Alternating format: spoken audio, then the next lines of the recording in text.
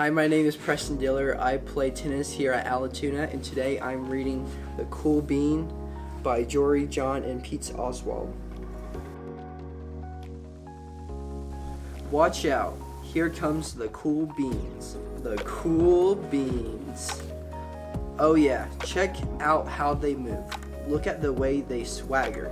Notice their sunglasses. Wow. The cool beans are known all over school, from house to house, across town, beyond county lines.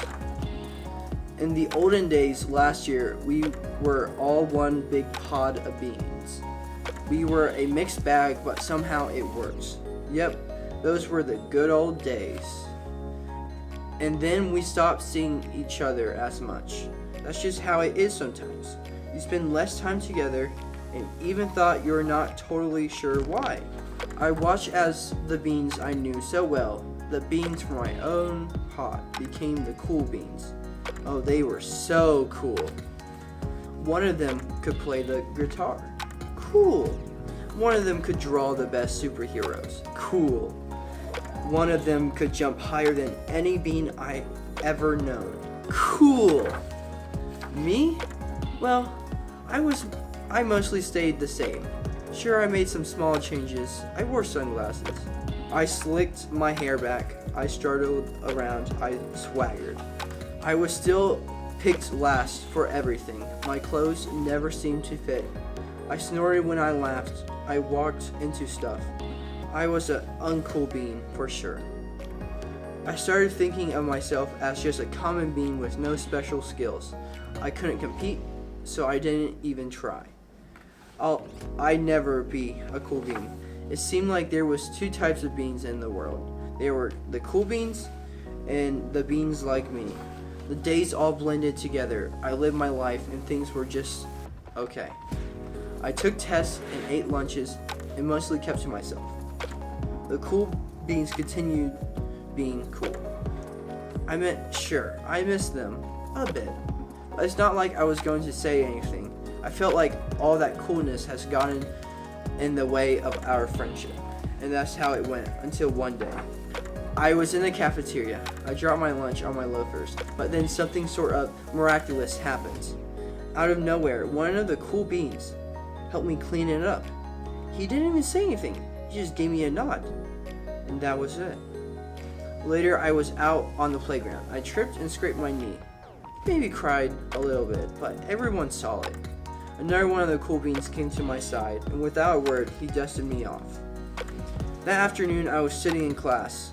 I wasn't really paying attention. I didn't notice, but our teacher has called on me. Everyone stared. I sat there in silence. Nobody said anything. And then, everybody just laughed at me. That was it. After today, I was officially a has-been. But then one of the cool beans stood up and came over to me. Everybody watched. She leaned in close and whispered, "Hey, the teacher asked you to read from page 32. Then she gave me a quick wink and went back to her seat. It was a small gesture, sure, but it was also everything. I walked home with a goofy smile on my face. I smiled all the way through dinner.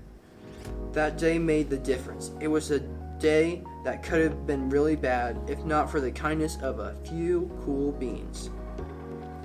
It gave me a shred of confidence, that shred that has continued to grow.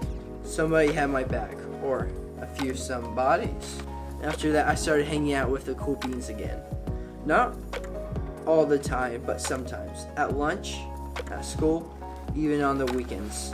Throughout all of this, I realized that it's not about how you look or any of that other silly stuff.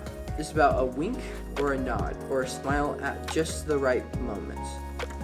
It's about dusting somebody off, helping them up again, and pointing them in the right direction. You need a hand? Yes, please. Now that's cool.